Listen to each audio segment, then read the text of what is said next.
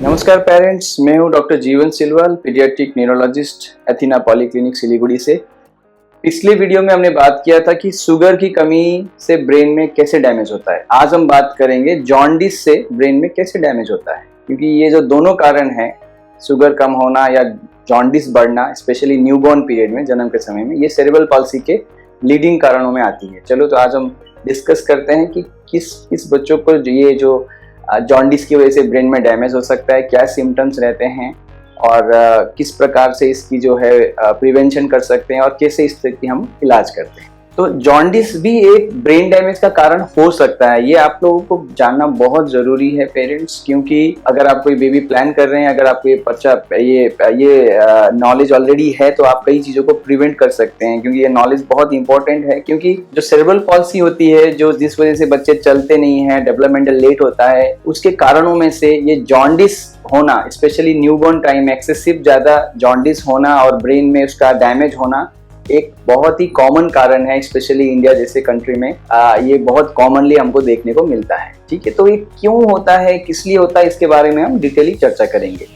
तो साधारणतः जब बच्चा जब माँ के पेट में रहता है, तब फिर माँ के जो एम्बिलिकल कॉर्ड के थ्रू उसका जो बिलिरुबिन, जो जॉन्डिस जो होने से पहले उसका सारा जो है अम्बिलिकल कॉर्ड के थ्रू, मदर के थ्रू वो मैनेज हो जाता है। लेकिन जब बच्चा पैदा होता है उसके बाद उसके अंदर जो बिलिरुबिन बढ़ती है, क्यों बढ़ती है? क्योंकि ये बिलिरुबिन जो है, जो जॉन्डिस हम लोग साधारण जो बोलते हैं, मेडिकली इसको जो हम लोग बिलिरुबिन बोलते हैं, ये जो हमारी लाल पेशी होती है, रेड ब्लड सेल्स जब टूटती है तो उससे हमारी शरीर में बिलिरुबिन बढ़ती है और ये बिलिरुबिन लीवर के थ्रू मेटाबोलाइज होकर शरीर से हम लोग का एक्सक्रीट होता है, बाहर निकलता है। लेकिन छोटे बच्चे में क्या होता है कि इनकी लीवर इतनी मैच्योर होती नहीं है और इनकी जो आरबीसी, जो रेड ब्लड सेल्स की जो लाइफ स्पैन होती है बहुत छोटी होती है। साधारण हमारे एडल्ट्स में 3-4 महीने तक हमारे रेड ब्लड सेल्स जिंदा रहते हैं, फिर वो चेंज होते रहते हैं। छोटे बच्चे की बहुत कम आयु रहती है, आरबीसी की वो ब्रेक डाउन होते रहता है, उसकी वजह से बिलिरुबिन बढ़ते रहता है, साथ में उनका लीवर मैच्योर रहता है। तो उसकी वजह से उनके शरीर में स्पेशली शुरू के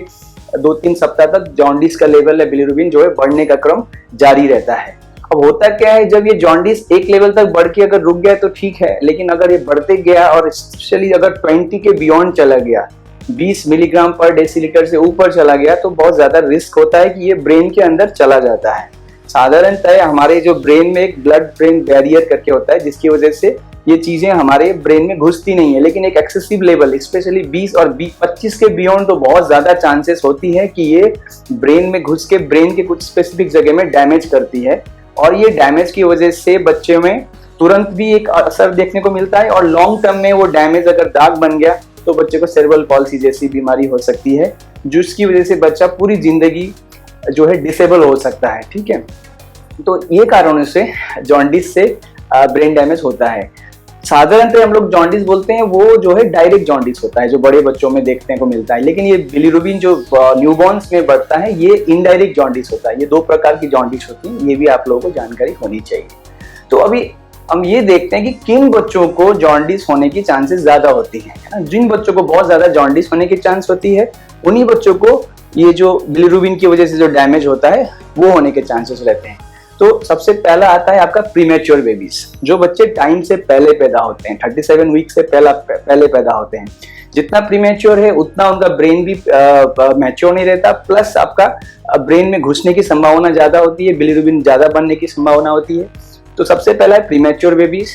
दूसरे ग्रुप में आते हैं कि आपका ब्लड से रिलेटेड ब्लड इनकम्पैटिबल जो भी रहता है, जैसे मदर का ब्लड ग्रुप O है और बच्चे का ब्लड ग्रुप A या B है, तो ये मैच नहीं करता है ब्लड ग्रुप। ठीक है, तो ABO इनकम्पैटिबिलिटी जिसको कहते हैं, ये एक बहुत ही कॉमन कारण है। तो अगर आपकी ब्लड ग्रुप, अगर मदर की ब्लड ग्रुप O है, तो आपको पहले से सावधान होनी चाहिए, पता होनी चाहिए कि बच्चे को जॉन्डिस होने की संभावना ज्यादा रहता है। दूसरा है RH इनकम्पैटिबिलिटी। RH मतलब से ब्लड ग्रुप में हम लोग AB पॉजिटिव, B पॉजिटिव, जो पॉजिटिव नेगेटिव जो बोलते हैं वो RH होता है। तो स्पेशली अगर मदर का नेगेटिव ब्लड ग्रुप है तो बेबी का अगर पॉजिटिव है तो बहुत ज्यादा चांसेस है कि मिसमैच की वजह से ब्लड टूट जाता है बच्चे के अंदर, या ब्लड जितना टूटेगा उतना आपका बिलिरुबिन बढ़ता है।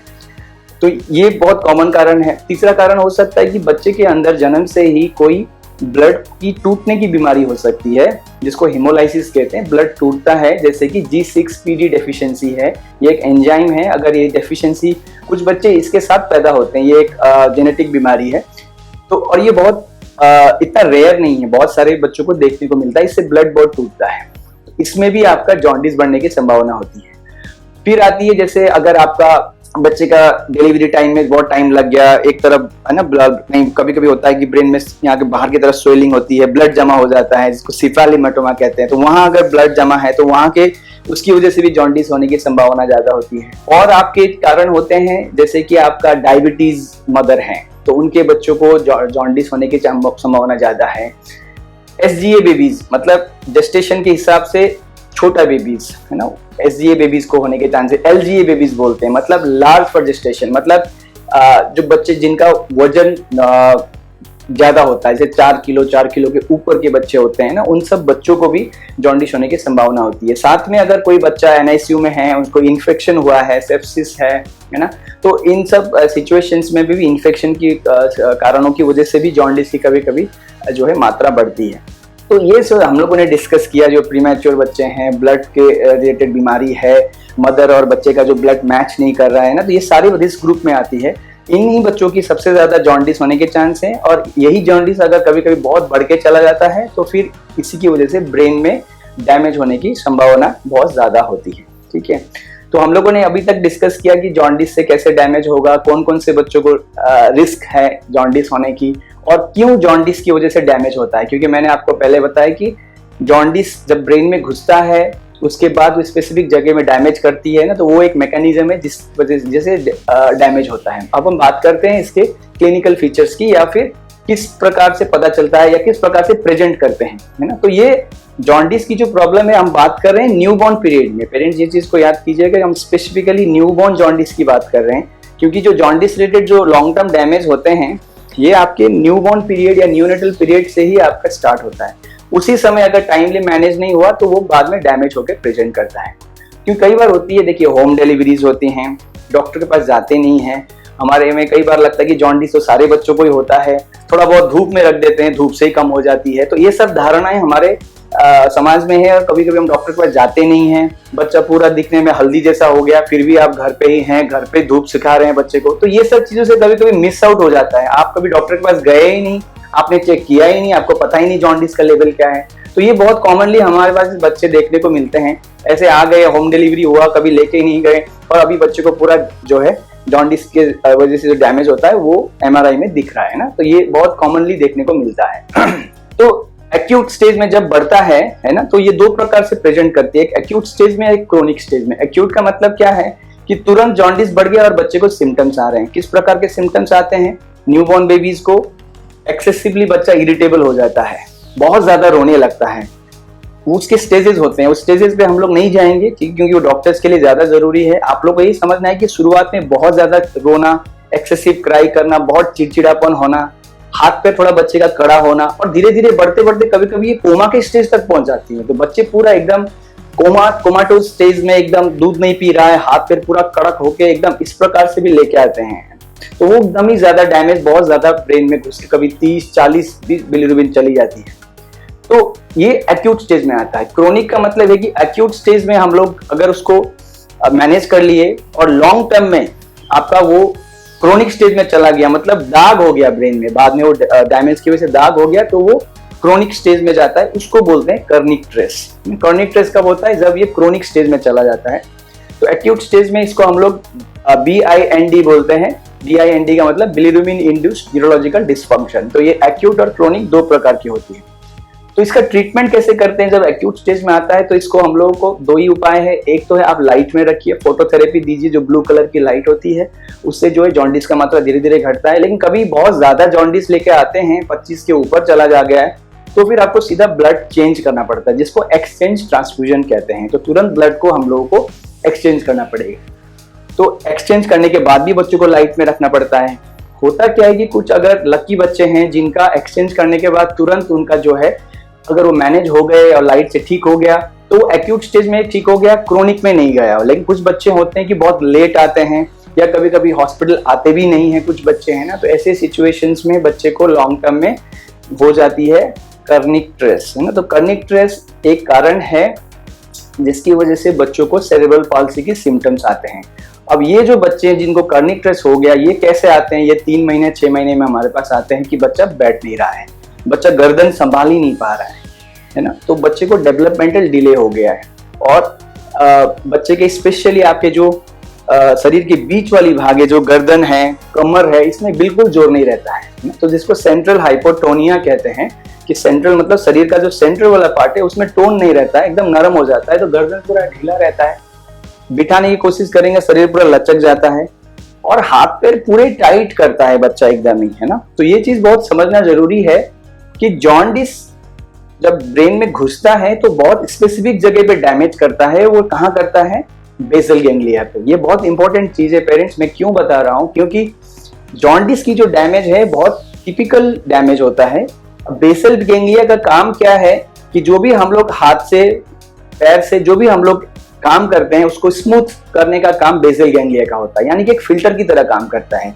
लेकिन अगर वो डैमेज हो गया जॉन्डिस की वजह से, तो शरीर का पूरा जो कंट्रोल बच्चे का छूट जाता है।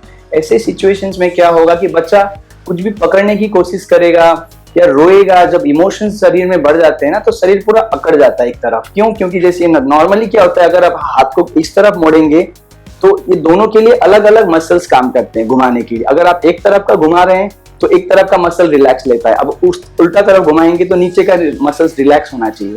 जॉन्डिस में क्या होता है, दोनों तरफ के मसल्स एक साथ काम कर रहे हैं, तो बच्चा पूरा टेढ़ा मेढ़ा हाथ करता है, शरीर को टेढ़ा मेढ़ा करता है, जिसको मेडिकली कहते हैं डिस्टोनिया। डिस्टोनिया का मतलब उसका जो टोन है बच्चे का वो पूरा डिसबैलेंस हो गया है। तो आप देखेंगे कि ये बच्चे शुरू के 3 से 6 महीने बिल्कुल सोते नहीं है, एक्सेसिवली रोते हैं, इनको डिस्टोनिया की सिम्टम्स होती हैं। और ये बहुत कॉमनली देखने को मिलता है कि ये डिस्टोनिया को सीजर्स के रूप में इलाज होता रहता है, कि बच्चा बहुत खींचता रहता है।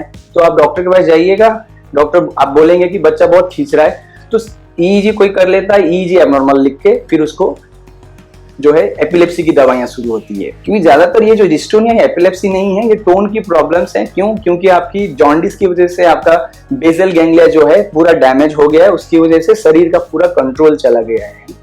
तो ये बहुत कॉमनली मिलता है कि एपिलेप्सी की भी अननेसेसरी ट्रीटमेंट होती है, क्योंकि जॉन्डिस के बच्चों को एपिलेप्सी कभी जनरली होता नहीं है, ठीक है। तो ये बच्चे डेवलपमेंटल डिले के रूप में ले आते हैं। हाथ पैर उनका बहुत कड़क होता है, शरीर का बीच वाला पार्ट बहुत नरम होता है ना। और इनको और भी चीज है कि कान में भी डैमेज होता है, क्योंकि इनके ब्रेन के अंदर जो कान की जो न्यूक्लियस होती है उसमें भी डैमेज करता है। तो इनको हियरिंग लॉस भी बहुत कॉमनली देखने को मिलता है। तो हम हर बच्चे को ये कान की जो टेस्ट है, बेरा टेस्ट है, वो हम करवाने की सलाह देते हैं। तो पेरेंट्स ये चीजें हम लोग को समझना चाहिए कि जॉन्डिस जो है अगर न्यूनेटल टाइम में अगर इसको सही से इलाज करते हैं तो इसका जो है लॉन्ग टर्म आप इसको प्रिवेंट कर सकते हैं। मेरा वीडियो बनाने का सबसे बड़ा उद्देश्य यही है कि आपका अगर बच्चे को जॉन्डिस है न्यूबॉर्न टाइम में, तो इसको कभी भी लाइटली मत लीजिएगा, है ना। क्योंकि अगर एक बार डैमेज हो गया तो वो डैमेज परमानेंट होता है। देखिए ये चीज को समझना चाहिए, इट्स अ परमानेंट डैमेज, और एक बार डैमेज होने के बाद आपका वो डैमेज को पूरा नॉर्मल नहीं किया जा सकता है। तो इसका फुल डायग्नोसिस हम कैसे करते हैं? हम बच्चे को देखते हैं कि बच्चा जैसे डेवलपमेंटली बहुत लेट है, पूरा डिस्टोनिया है, हाथ पैर बहुत टाइट है, उन बच्चों को एमआरआई में वो बेसल गैंग्लिया का जो डैमेज मैंने कहा वो स्पेसिफिक डैमेजेस ब्रेन में देखने को मिलता है। खास बात ये एमआरआई में इतना छोटा होता है डैमेज, कभी कभी रेडियोलॉजिस्ट भी मिस आउट करते हैं जो रेगुलरली इस प्रकार की एमआरआई नहीं देखते हैं। तो बहुत सारे ऐसे बच्चे आते हैं जिनका एमआरआई में नॉर्मल लिखा रहता है, लेकिन अगर आप प्लेट में देखेंगे तो उसमें डैमेज दिख रहा होता है। ये बहुत कॉमनली हम लोग को देखने को मिलता है। तो ये चीजें कभी कभी मिसडायग्नोसिस भी होती है, ठीक है। तो ये भी बहुत इंपॉर्टेंट चीज है कि अगर आपके बच्चे को बहुत ज्यादा जॉन्डिस था और आपके एमआरआई जो किए हुए वो अगर नॉर्मल रिपोर्ट किया हुआ है, तो आप उसको अच्छे से एक बार पीडियाट्रिक न्यूरोलॉजिस्ट को एमआरआई का प्लेट दिखा के डायग्नोसिस को कंफर्म कराइए, वरना अननेसेसरी इन्वेस्टिगेशंस होते रहते हैं, है ना। तो फिर आपका तो पेरेंट्स जब ये डायग्नोसिस बनती है तो हम लोग किस प्रकार से इसका इलाज करते हैं कि हम लोग देखिए डैमेज हो गया उसको पूरी तरीके से रिवर्ट नहीं कर सकते हैं, है ना। और जॉन्डिस की जो डैमेज है, इन बच्चों को डेवलपमेंट कैच करने के लिए बहुत समय लगता है। कई बार ये गर्दन संभालने में कई वर्ष लग जाते हैं, 2 साल 3 साल लग सकता है, और कभी कभी लाइफ लॉन्ग बच्चा डिसेबल हो सकता है ना। बहुत बार देखने को मिलता है अगर बहुत ज़्यादा डैमेज है तो ये एक सेरेब्रल पॉल्सी की ऐसी कारण है जिसमें बच्चा पूरी तरह से कभी कभी बैठना भी दिक्कत होता है ना। तो लाइफ लॉन्ग उनको सपोर्ट की ज़रूरत पड़ सकती है। और कुछ बच्चे हैं अगर माइनर डैमेजेस हैं तो समय के साथ जो है हम लोग कुछ मेडिसिन ऐड करते हैं जिससे उनका मसल्स में रिलैक्सेशन फील मतलब होता है। टाइटनेस के लिए दवाइयाँ ऐड करते हैं, जैसे जो डिस्टोनिया है, डिस्टोनिया की मेडिसिन से ऐड करने पड़ेंगे हैं, और कुछ सप्लीमेंट्स ब्रेन के लिए जो कि बच्चे के ब्रेन के डेवलपमेंट में हेल्प करेगी। ये सब के कॉम्बिनेशन साथ में फिजियोथेरेपी बहुत ज़रूरी होती है। तो फिजियोथेरेपी और इन दवाइयों के सहारा से हम मदद करते हैं कि बच्चे कितना हद तक उस चीज़ को डेवलप कर पाता है ना। लेकिन सेरेब्रल पॉल्सी के कारण में वन ऑफ द वर्स्ट अगर सेरेब्रल पॉल्सी बोलेंगे, जिनका डेवलपमेंट करने में बहुत डेवलपमेंट माइलस्टोन अचीव करने में डिफिकल्ट होगा, तो ये सेरेब्रल पॉल्सी है, जिसको डिस्काइनेटिक सेरेब्रल पॉल्सी बोलते हैं। तो ये वन ऑफ द कॉज है। तो इसमें कभी कभी बहुत थेरेपी और मेडिसिन के बाद भी बच्चों में बहुत ज़्यादा चेंजेस आने में बहुत चैलेंजिंग होता है। तो इसीलिए इसको प्रिवेंशन सबसे बेस्ट है ना। अगर आपके बच्चे को इस तरीके के सिम्टम्स हैं, तो अगर प्रॉपर मेडिसिन का एडजस्ट करेंगे, थेरेपी करेंगे, तो धीरे धीरे कई बच्चे इम्प्रूव भी होते हैं ना। लेकिन इसमें प्रिवेंशन ही सबसे बेटर वे है। तो पेरेंट्स, मैं आज इस वीडियो को और लंबा नहीं करना चाहूँगा। तो इस वीडियो के बारे में आज हम लोगों ने जॉन्डिस के बारे में समझा, किस बच्चों को ज़्यादा होता है, किस प्रकार से ये प्रेजेंट करता है ना, और किस प्रकार से हम इसकी इलाज करते हैं। तो आज के इस वीडियो को मैं यहीं पे समाप्त करता हूँ, और अगले कोई वीडियो में ऐसे ही कोई साधारण जो बीमारी जो हम लोग साधारण देखते रहते हैं न्यूरो के, उस टॉपिक को लेके हम दोबारा मिलेंगे। तब तक के लिए मुझे विदा दीजिए।